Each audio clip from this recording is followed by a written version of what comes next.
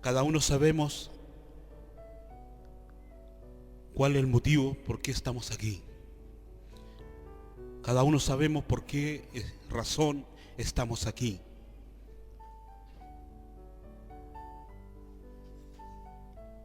Y yo le decía en este momento, antes de venir para acá, a mi esposa,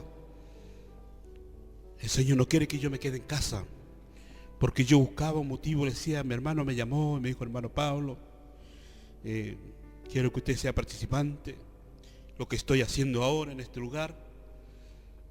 Y yo, el único motivo decía, yo quiero quedarme en casa y le decía yo a mi hermano que voy a arreglar mi ropa para salir a trabajar mañana. Y el Señor me dijo que no, que viniera a buscar lo que yo necesitaba, que era mucho más mayor. Algo más mayor es venir a buscar algo que me va a saciar, algo que me va a sostener, algo que me lleva a la verdad. Es buscar la palabra.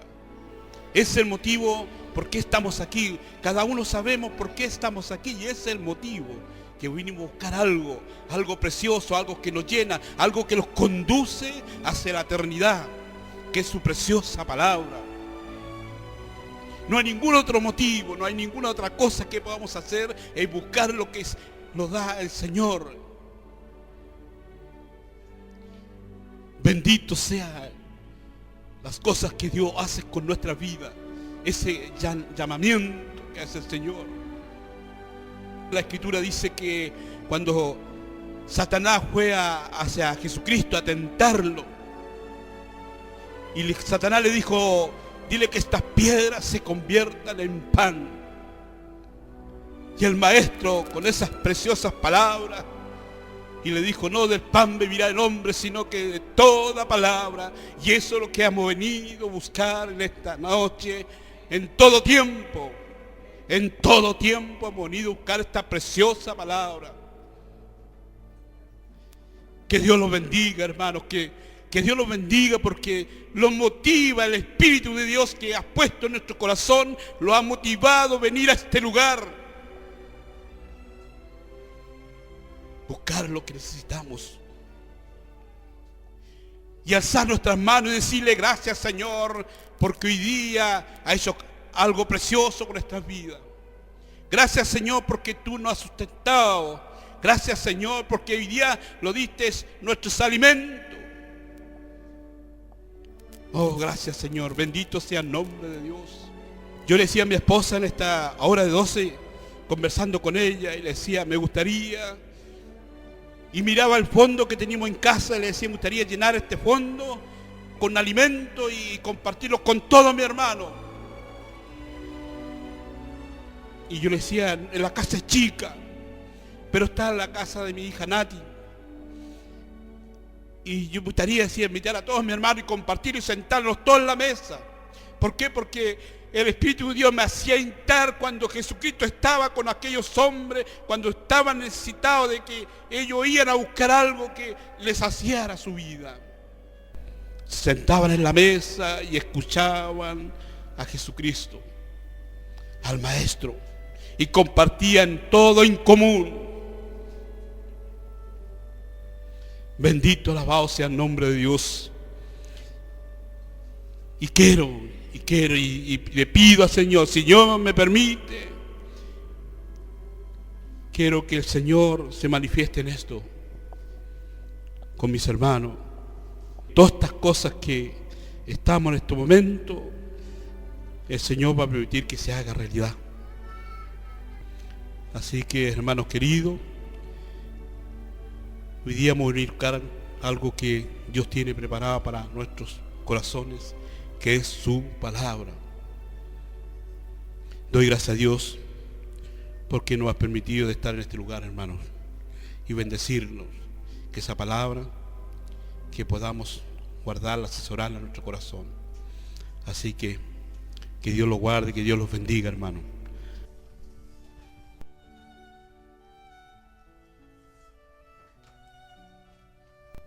Paz del Señor, hermanos. Me dejó al final la tarea.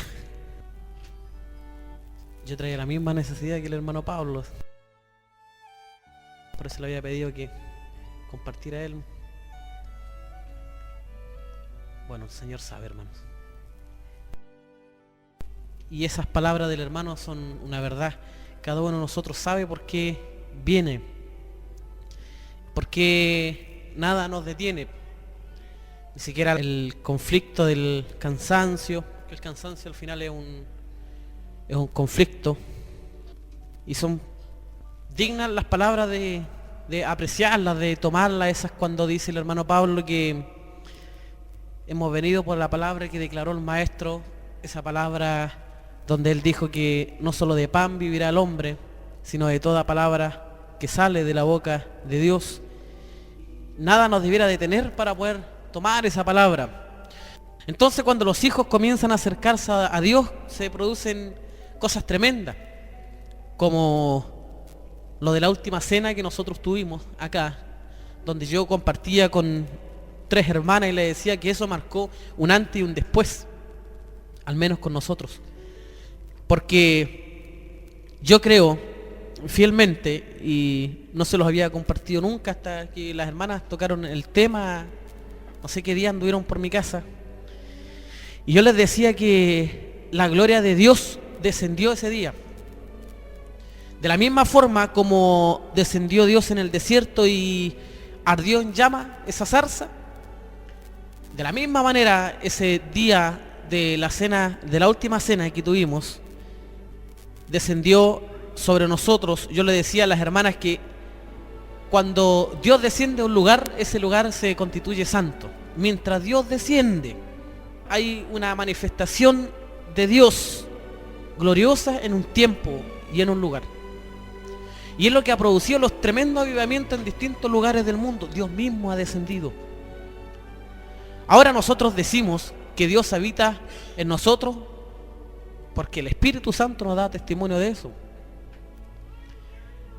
Pero no nos olvidemos que se habita en nuestros corazones por medio de la fe. No sé cuántos logran entender eso, pero Cristo habita en nosotros por medio de la fe. Entonces Él está allá, está en la eternidad, está en el lugar santísimo, está con el Padre, pero de tiempo en tiempo la gloria de Dios ha descendido. Y ese domingo, no sé si fue, qué fecha fue, pero ese domingo que el Señor nos permitió cenar, ese día la gloria de Dios descendió y ese lugar se constituyó santo. Por eso es que ninguno de los que estábamos ahí salió de ese lugar siendo el mismo. ¿Ve? Eso es lo que produce la santidad de Dios. Cuando Dios desciende a un lugar en un momento, las cosas no son iguales. El que robaba ya no puede robar más, el que mentía ya no puede mentir. Por eso es que Dios le dijo a Moisés: quítate el calzado de tus pies porque el lugar donde vas a entrar es santo. Entonces ese día Dios descendió. Algunos nos dimos cuenta, yo creo que la gran mayoría. Ese día Dios descendió y provocó lo que ustedes ya saben.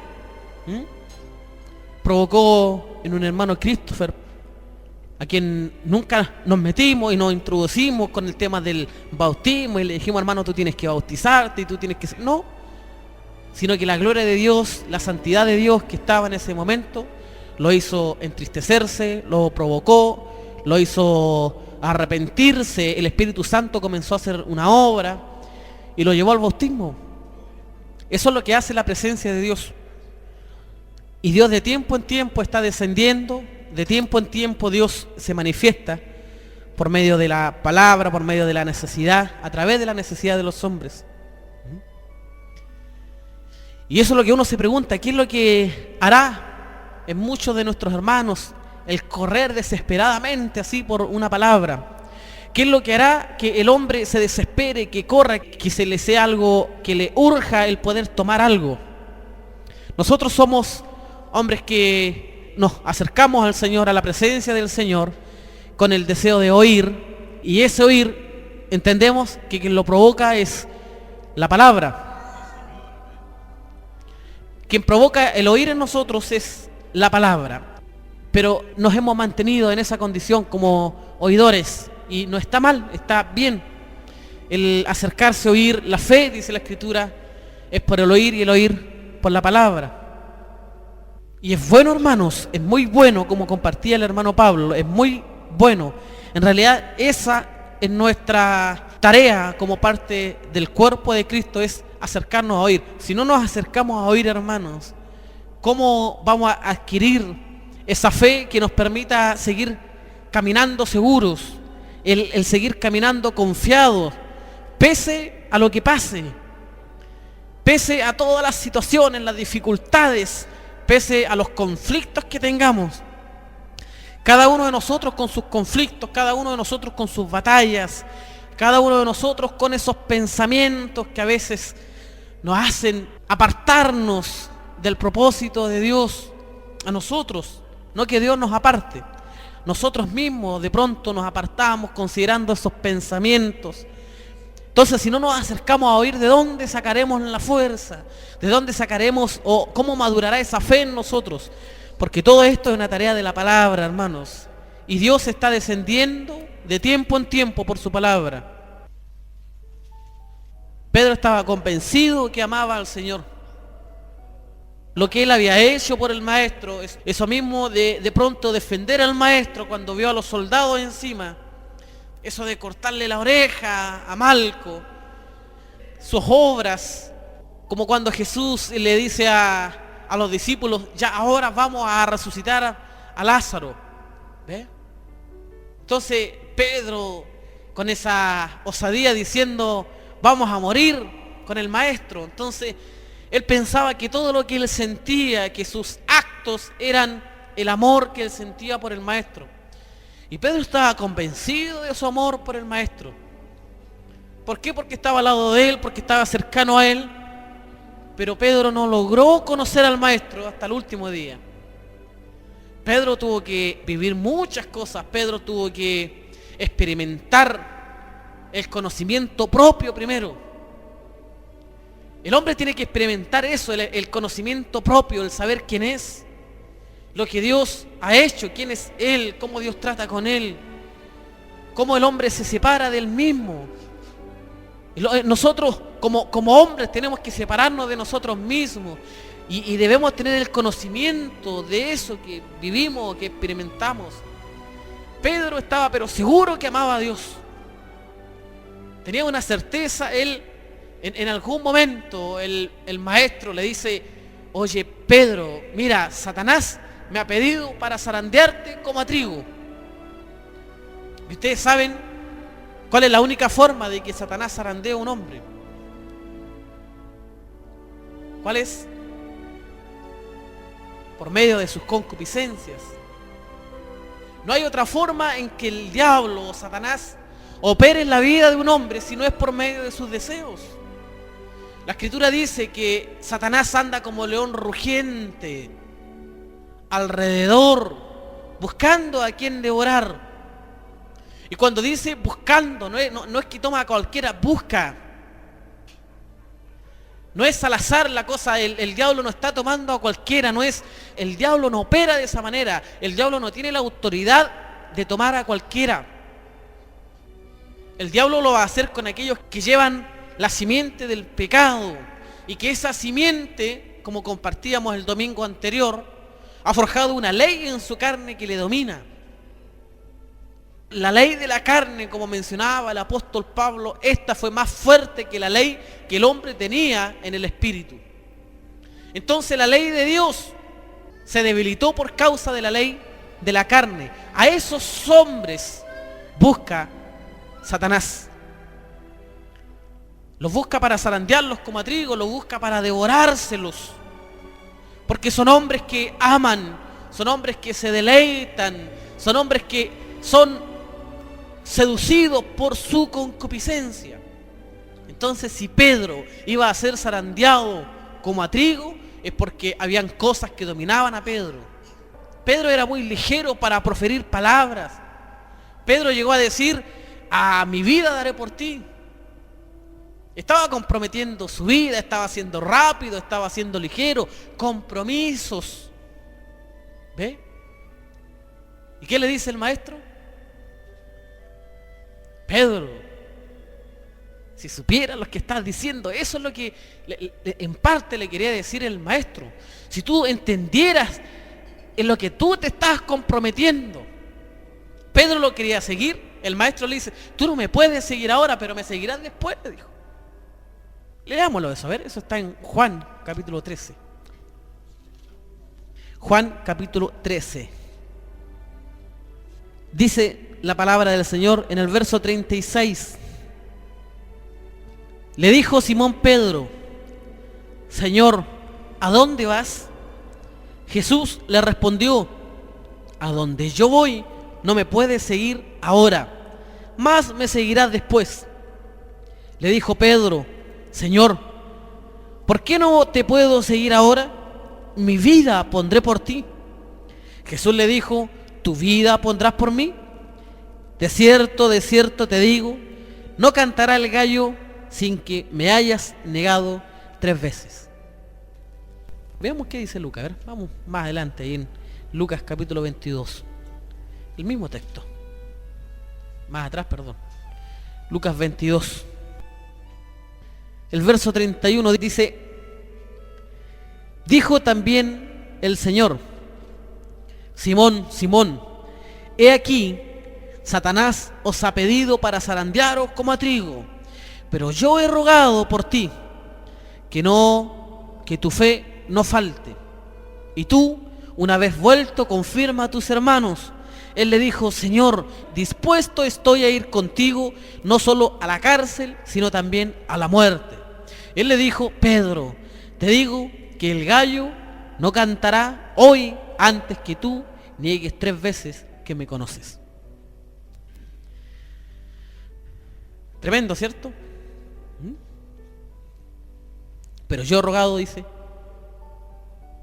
para que no te falte la fe.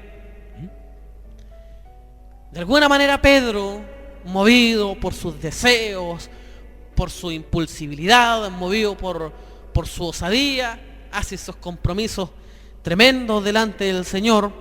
Mi vida pondré por ti, pero ya sabemos lo que pasa cuando arrestan al maestro y se acerca él a ese fuego y comienzan a reconocerle, y tú eres Galileo y tú estabas con ellos, y él comienza a participar de aquello que el Señor vio y comenzó a negar, y le negó 3 veces.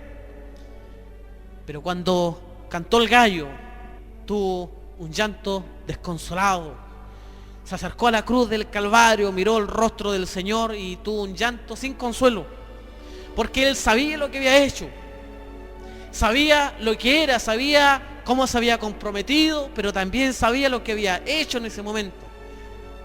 Había sido terrible negar a su maestro, negar a aquel que le dio todo, porque eso es lo que él consideraba. Si él estaba dispuesto a dar su vida por él, es porque aquel por quien iba a dar la vida le había dado algo mucho mayor.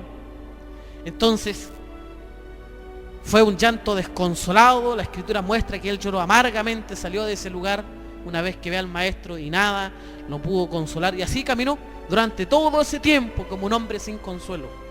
Pues había fallado, por hermanos. Era un hombre que había traicionado al maestro de alguna manera y terminó siendo azotado por causa de sus concupiscencias. Eso es lo que termina mostrando la Escritura. Sí, termina negando al maestro porque terminó siendo azotado igual. Porque Satanás tomó ocasión de lo que él tenía, y Pedro terminó mintiendo, terminó negando y terminó siendo azotado como trigo. El llanto de Pedro fue por la traición a su maestro. No fue porque el gallo cantó, fue porque traicionó a su maestro, porque había hecho algo terrible. Sabía que ese hombre no se merecía tal traición y ya las cosas no se podían arreglar ni remediar. Y el maestro estaba allí muerto en la cruz del Calvario 3 días. Imagínense usted lo que es estar con esa espina clavada en el corazón como Pedro, y soportar esos 3 días, que me da la impresión que esos 3 días se le hicieron eternos a ese Pedro, porque estaba cabizbajo, porque estaba en la peor condición, De hecho, volvió a su oficio, tuvo que volver al mar. Allí los encontró el Señor. Volvió a su oficio, volvió a sus tareas, volvió a sus viejas labores. Y con la conciencia golpeándolo cada minuto. Le fallaste a tu maestro, le fallaste a tu maestro. Porque el maestro no pudo bajar de la cruz para consolarlo. Él no sabía lo que iba a pasar.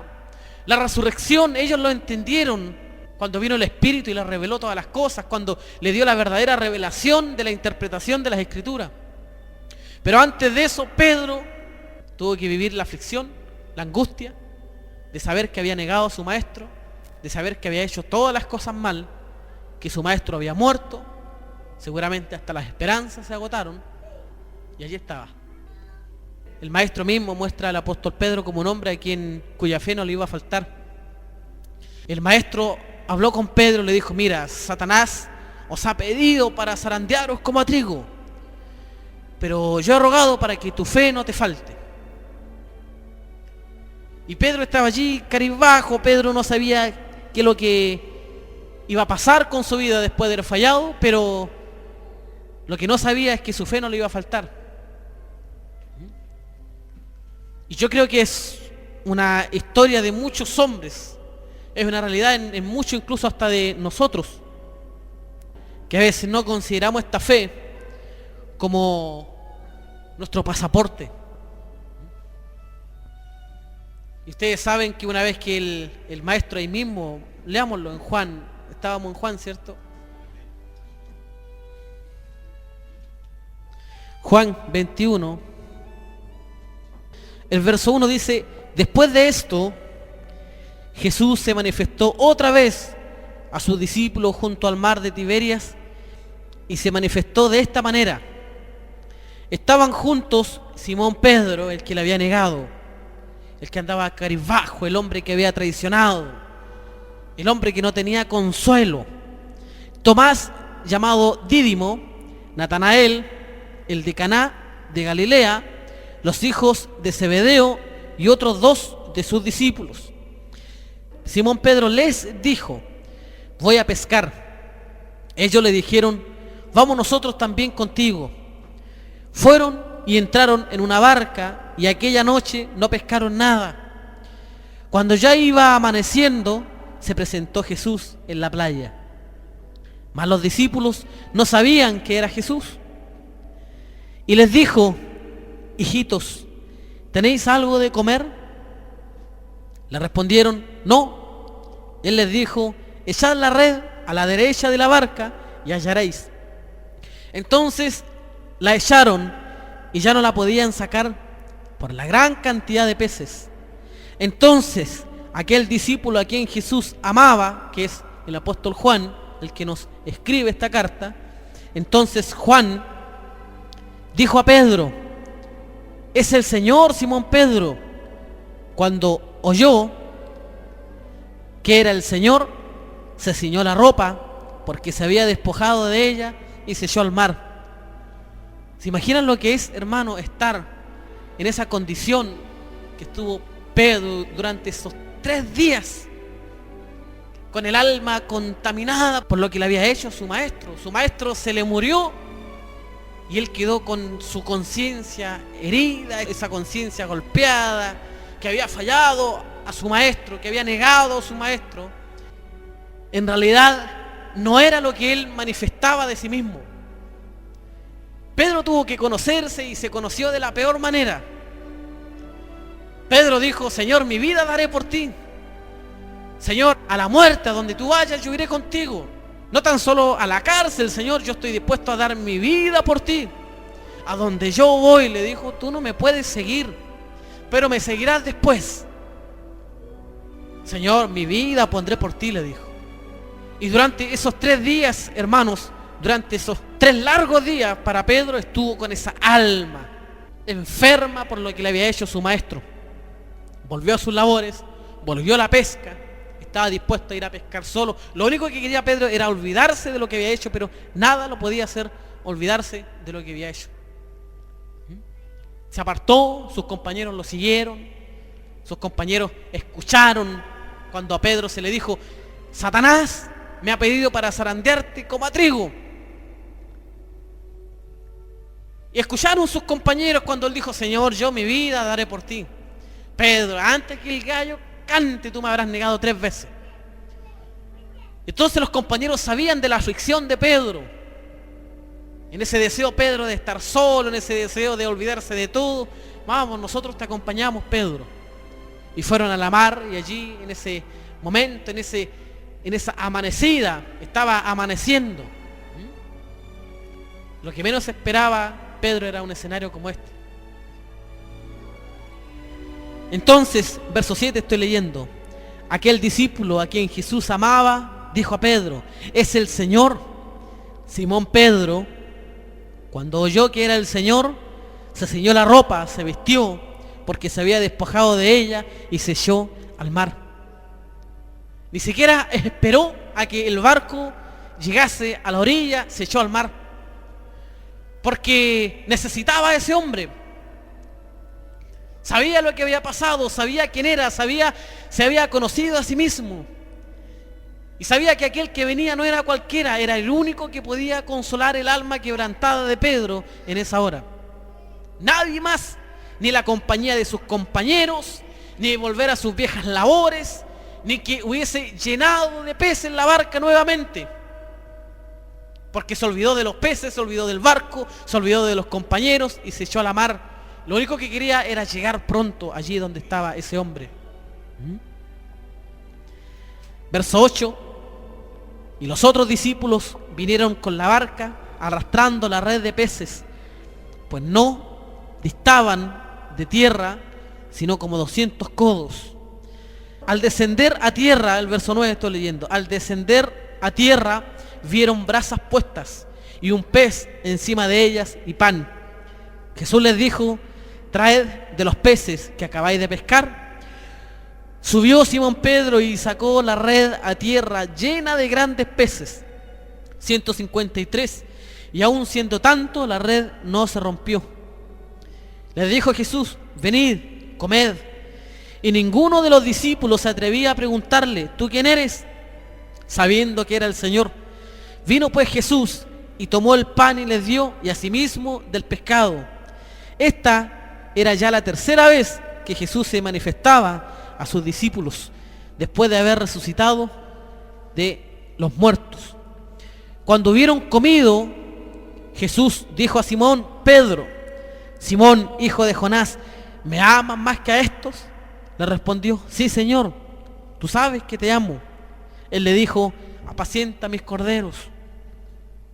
Volvió a decirle la 2ª vez: Simón, hijo de Jonás, ¿me amas? Pedro respondió: sí, Señor, tú sabes que te amo. Le dijo: pastorea mis ovejas. Le dijo la 3ª vez: Simón, hijo de Jonás, ¿me amas? Pedro se entristeció de que le dijese la 3ª vez: ¿me amas? Y le respondió: Señor, tú lo sabes todo, tú sabes que te amo. Jesús le dijo: apacienta mis ovejas.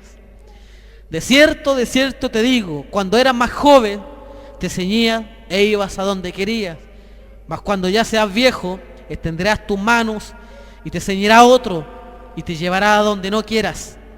Esto dijo dando a entender con qué muerte había de glorificar a Dios, y dicho esto, añadió: sígueme. Volviéndose Pedro, vio que le seguía el discípulo a quien amaba Jesús, o sea, Juan, el mismo que en la cena se había recostado al lado de él. Y él le había dicho: Señor, ¿quién es el que te ha de entregar? Cuando Pedro le vio, dijo a Jesús: Señor, ¿y qué de este? Jesús le dijo: si quiero que él quede hasta que yo venga, ¿qué a ti? Sígueme tú. Pedro tuvo que conocerse, hermanos. Pedro tuvo que saber quién era él. Pedro tuvo que llegar al conocimiento más profundo de quién era él. Pedro, en su momento, convencido de que él ama al Señor, el Señor le dice: ¿tú me amas? Y 3 veces que le hagan la misma pregunta es como para dudarlo, hermano. Entonces el maestro le dice: apacienta mis ovejas, dando a entender que no cualquiera podría apacentar la grey del Señor, solo aquel que ama verdaderamente al buen pastor. Y así se conoció Pedro, hermanos.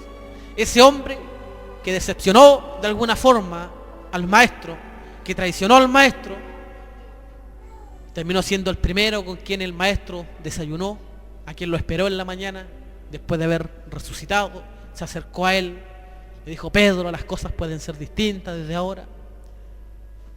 Me llama la atención que aún le diga a Simón. ¿No le llama la atención eso? Él le había cambiado el nombre. Él le había dicho: tú eres Pedro. Pero volvió al principio. Dios tomará a esos hombres, a esas mujeres, y comenzará una nueva historia. Y en sus amaneceres, en ese despertar, cuando pasa toda esa noche de tinieblas, al amanecer está allí, está Él. Le está esperando, hermanos.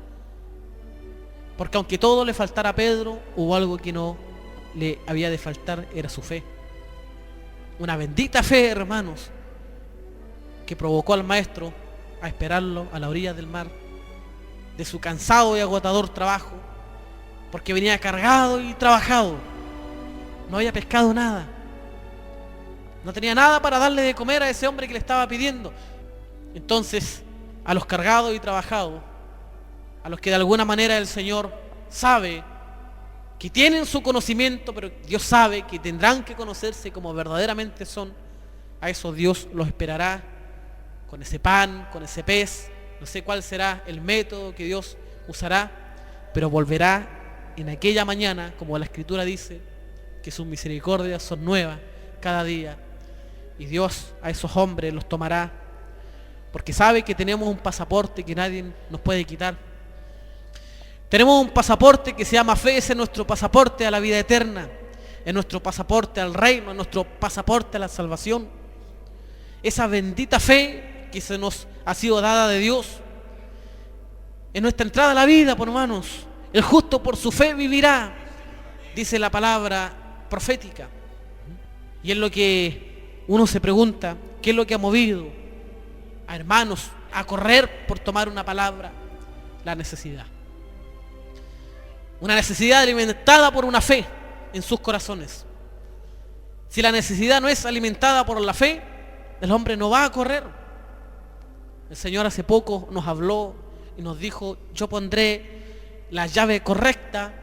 Y un hermano ya se me acercó y me dijo: hermano, el Señor ya me proveyó un hogar, ya invertimos un dinero. Un hermano que estaba acá, que ustedes lo vieron, pero manifestó una fe el hermano. Manifestó una fe que llegó a su casa y le dijo: nunca voy a botar este llavero, porque Dios me dijo que en este llavero Él iba a colocar la llave de mi casa.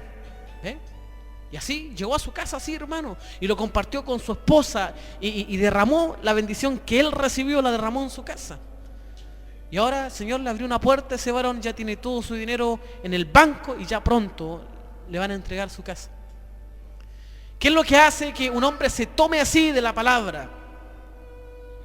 La necesidad, alimentada por esa fe que Dios colocó, una fe que Él rogó para que ésta no faltara.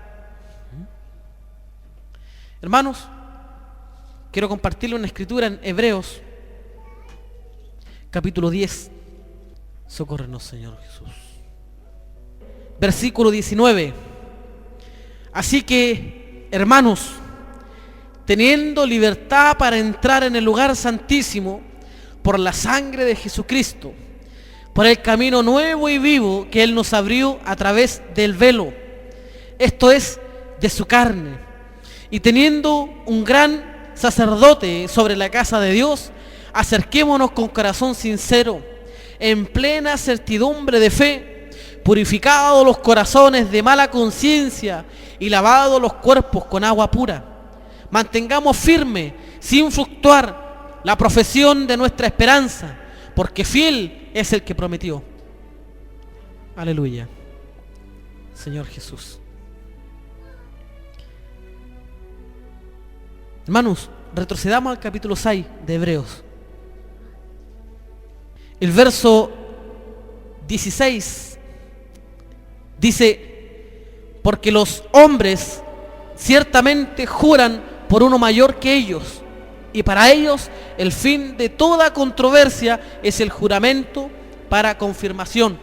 Acabamos de leer que Dios es fiel para cumplir con lo prometido. Verso 17.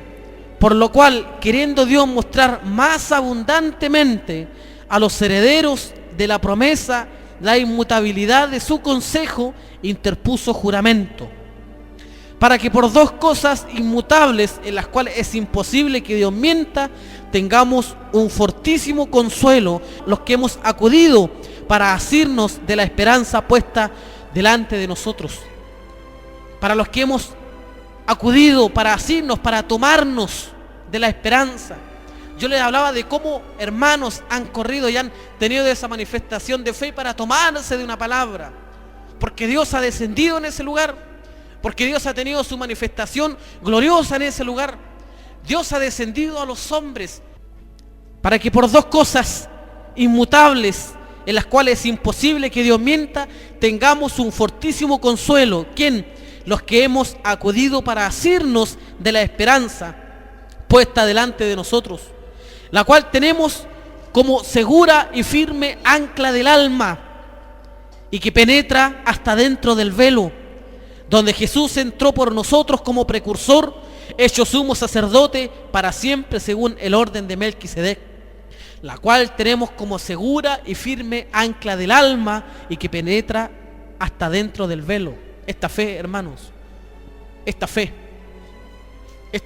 que se nos profetizó, que el justo por su fe vivirá, esta fe es un ancla de nuestra alma. Es un ancla de nuestra alma que el Señor nos ha permitido arrojar. No para quedarnos anclados a este mundo, a este reino, sino que esta ancla del alma que traspasa el velo. ¿Qué quiere decir eso? Que traspasa el lugar santísimo. Allí donde está nuestro sumo sacerdote, eso es lo que dice. A donde está nuestro sumo sacerdote según el orden de Melquisedec. Allí nos ha permitido el Señor arrojar esta ancla, dando a entender que no hay nada ni nadie que nos pueda hacer salir de ese lugar. Traspasamos el velo por medio de esta fe. Ya no estamos seguros que no nos vamos a quedar aquí. Pedro pensó que se iba a quedar aquí. Pedro pensaba que por su error iba a quedar postrado allí. Vio morir a su maestro, pero allí estaba el maestro esperándolo a la salida del mar, al amanecer, porque él rogó porque su fe no faltara. Él rogó para que su fe no le faltara. Una fe que traspasaría el velo, una fe que traspasaría esta tierra. El cielo y la tierra pasarán, pero mi palabra no pasará. Esta es eterna. Allí ancló su fe el apóstol Pedro. Eso fue lo que el maestro le dijo. Tú no me puedes seguir ahora, pero me vas a seguir después. Vas a tener que conocerte primero. Tendrás que experimentar el dolor más profundo de haberme fallado, pero después me vas a seguir. Señor, y atrás viene Juan, y él no te va a seguir. Oye, si yo quiero que este se quede, tú preocúpate de seguirme, le dijo. Y se lo llevó a él y caminó con él nomás. Vamos, Pedro, le dijo. El que había fallado, el que estaba derrotado, el mentiroso, el que le había negado. Vamos, Pedro, caminemos los dos juntos ahora. Señor Jesús. Una fe que es el ancla de nuestra alma, hermanos. Hermanos, acerquémonos con corazón sincero, en plena certidumbre de fe. Porque esta fe, hermanos, es la que traspasaron todos los velos del templo. Traspasaron los atrios, traspasaron el lugar santo y traspasó el lugar santísimo. Y allí estamos, anclados juntamente con Cristo. ¿Cómo no darle gracias por eso, hermanos, al Señor? ¿Cómo no estar contentos, hermanos, que nuestra fe está allí, en el lugar santísimo? Nuestras vidas, nuestra alma está allí, en el lugar santísimo. Han traspasado todos los cielos, claro, nos vemos aquí y estamos aún en la tierra, pero nuestra alma ya ancló allá en el lugar santísimo y estamos allá. Esa ancla, ¿quién la quitará? Nadie la va a arrancar de allí. Hermanos, esa es la fe que tiene que mover a Dios. Nuestra fe es la que tiene que mover a Dios a manifestarse de tiempo en tiempo. La que tiene que hacer que nosotros desesperadamente corramos por esa palabra. Con desespero, hermanos. Vuelvo a citar lo que dijo el hermano Pablo. Cada uno de nosotros sabe por qué estamos aquí. Pues bien, con este conocimiento, con más desesperación, cuando vean la gloria de Dios, corran, hermanos, corran por tomar esa palabra que sale de la boca de Dios. No nos vamos a conformar con esas piedras, no nos vamos a conformar con el pan, sino de toda palabra que sale de la boca de Dios. Nada nos puede detener. Si esto es, hermanos, si nuestra ancla está allá en el lugar santísimo, nosotros también tenemos que estar allá. Allá debe estar puesta nuestra mira, nuestra visión. Dios está descendiendo de tiempo en tiempo, hermanos. No sé si nos hemos dado cuenta o no, pero Dios está descendiendo. Descendió ese domingo, descendió aquel día que un hermano se tomó de esas palabras. Y ya pronto el Señor le va a entregar su casa. Hermanos, Dios está haciendo cosas tremendas y Dios sabe que nuestra fe no se nos ha sido quitada, está aún en nosotros. Él sabe que nuestra fe nadie la podrá quitar. Así que, hermanos, en plena certidumbre de fe, acerquémonos con corazón sincero. Amén. Hermanos, que la paz de Dios, que sobrepasa todo entendimiento, guarde su corazón y sus pensamientos en Cristo Jesús.